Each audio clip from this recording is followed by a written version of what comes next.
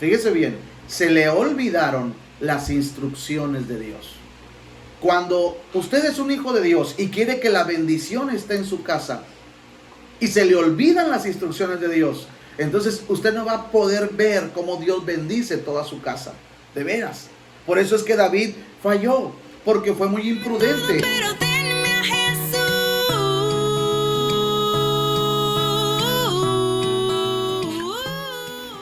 ¿Cómo traer la bendición de Dios a tu casa? Algo sumamente importante, porque lo que más anhelamos, cada uno de nosotros, es que Dios bendiga nuestros hogares.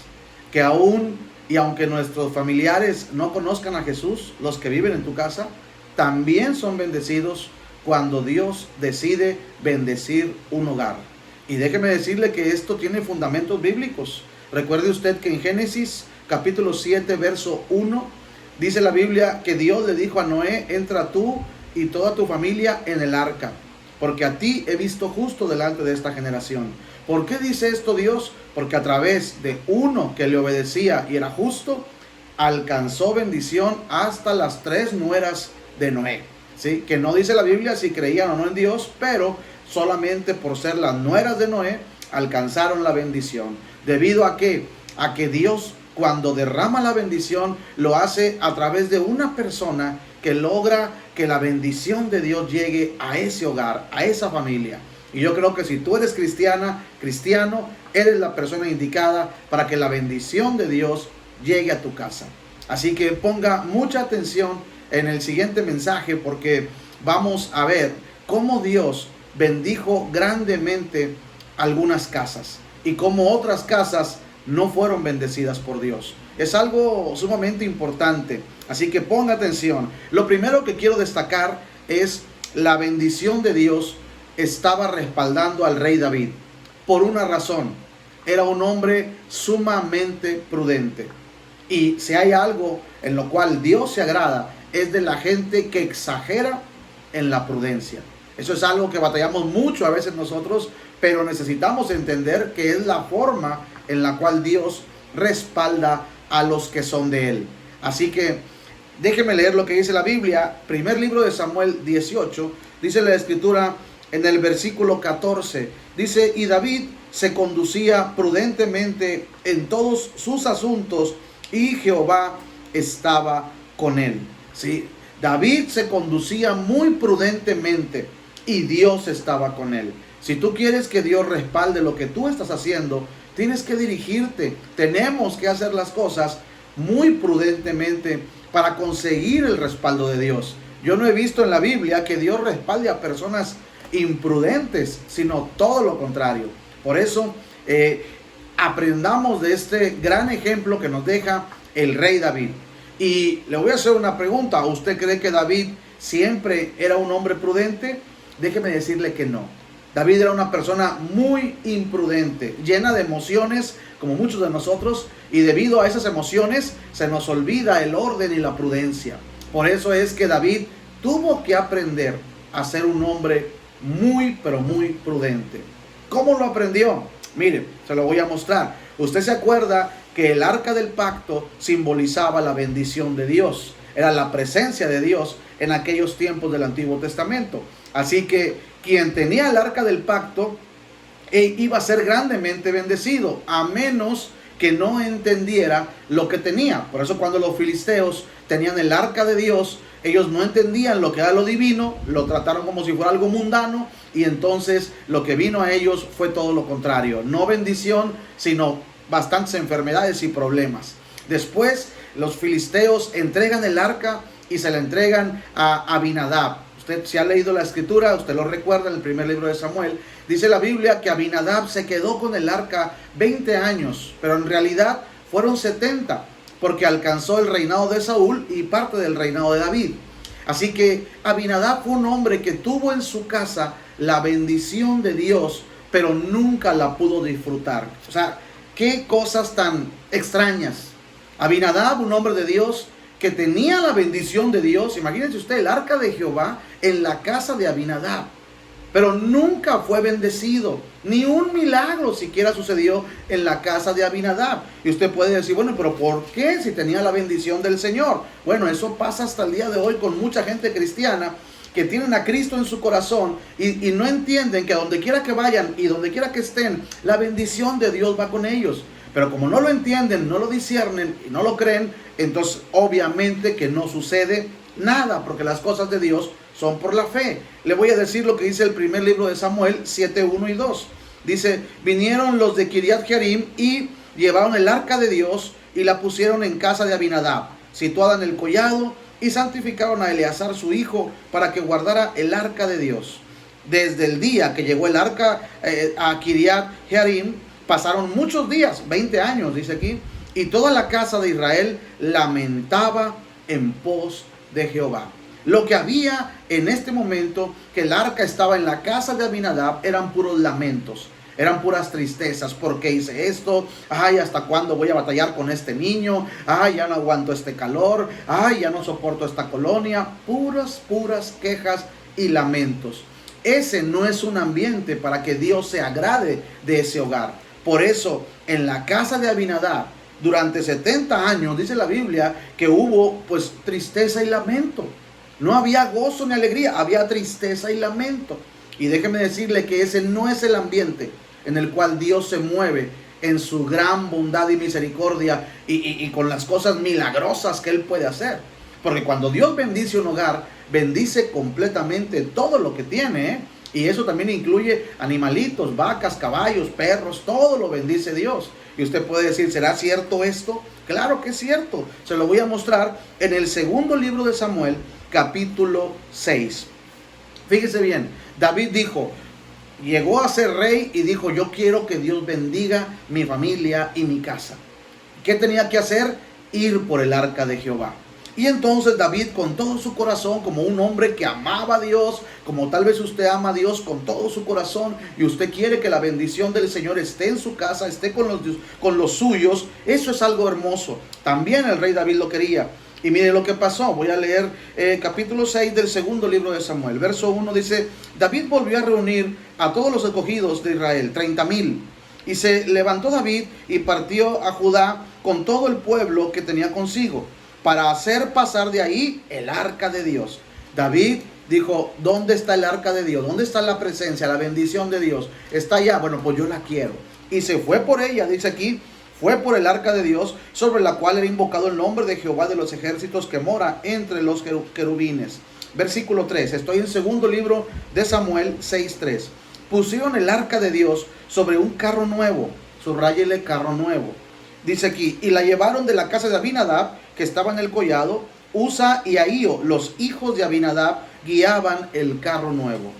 Y cuando lo llevaban a la casa de Abinadab, que estaba en el collado, con el arca de Dios, Ahío iba delante del arca. Y David y toda la casa de Israel danzaban delante de Jehová con toda clase de instrumentos de madera, de haya, arpas, salterios, panderos, flautas, címbalos.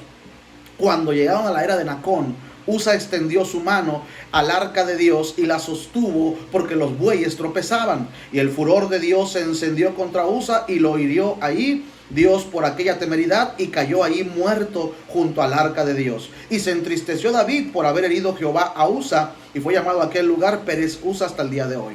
Y temiendo David, miedo, le dio temor, temiendo David a Jehová aquel día, dijo, ¿cómo he de venir a mí el arca de Jehová? ¿Cómo ha de venir a mí? Dijo, de modo que David no quiso traer para sí el arca de Dios a la ciudad de David, y la hizo llevar David a casa de Obed Edom Geteo. Fíjese bien lo que pasó. Sucede que David llevaba el arca de Jehová contento, bailando de gusto, con tanta alabanza, júbilo, como debe de ser, muy gozoso porque era un hombre de Dios, pero tenía un problema David, era muy imprudente. Se le olvidó las instrucciones de Dios. Fíjese bien, se le olvidaron las instrucciones de Dios. Cuando usted es un hijo de Dios y quiere que la bendición esté en su casa y se le olvidan las instrucciones de Dios, entonces usted no va a poder ver cómo Dios bendice toda su casa. De veras. Por eso es que David falló, porque fue muy imprudente. La Biblia no dice que el arca tenía que ser transportada en un carro nuevo, ni por bueyes.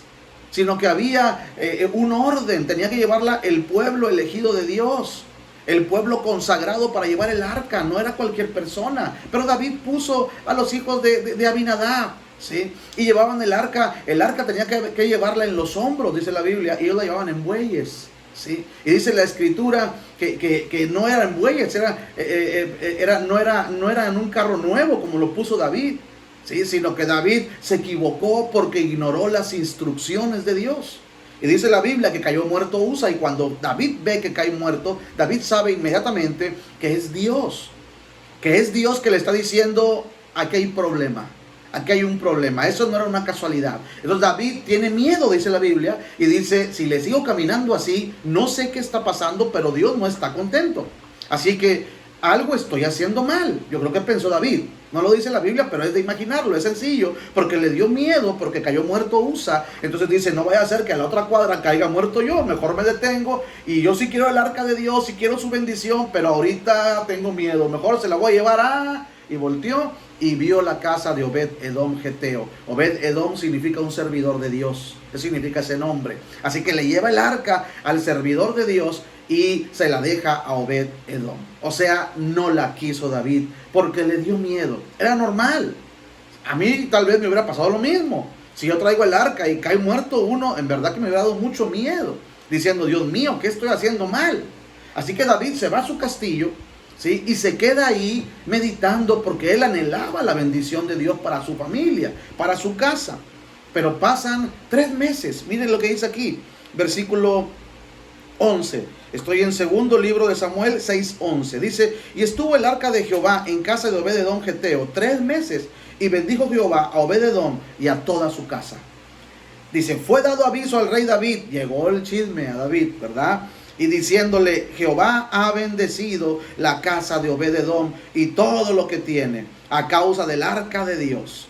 Y fue David, y fue con alegría por el arca a casa de Obed-Edom, a la ciudad de David. Fíjese bien, le dicen a David: ¿sabes qué? ¿No has visto a Obed-Edom? Su hogar está bien bendecido, pero muy bendecido. En 3 meses lo bendijo mucho más que en 70 años que la tuvo Abinadab. ¿Cuál es la diferencia? Es la misma que hay en mucha gente que está en la iglesia. Unas personas toman lo de Dios como si fuera algo común. Abinadab tenía el arca en su casa 70 años y te aseguro que la miraban como si fuera un mueble, ¿sí? No realmente como lo que era, pero en la casa de Abinadab no había un ambiente en el cual Dios se placía, porque había lamento, había quejas, había tristezas, había lloros. O sea, no había gozo ni alegría, porque tenían la bendición de Dios ahí. Es tremendo que alguien tenga la bendición de Dios y que no la pueda disfrutar. Así pasó en la casa de Abinadab. Pero cuando llegó con Obed-Edom, ahí había gozo, alegría, y es el ambiente en el cual Dios se regocija. Por eso uno de los frutos del Espíritu Santo es el gozo de Dios. Ahí se regocija el Señor. Así que él bendijo tremendamente la casa de Edom. 3 meses le bastaron, y al otro la tuvo 70 años y no vio ni un milagro. Increíble. Pero yo quiero que usted observe lo que dice la Biblia. Dice aquí la escritura, dice en el versículo 12 que estamos leyendo, dice: fue dado a David aviso de que Jehová había bendecido la casa de Obed-Edom. Escuchen lo que había bendecido Jehová: la casa de Obed-Edom y todo lo que tiene. Todo lo que tiene.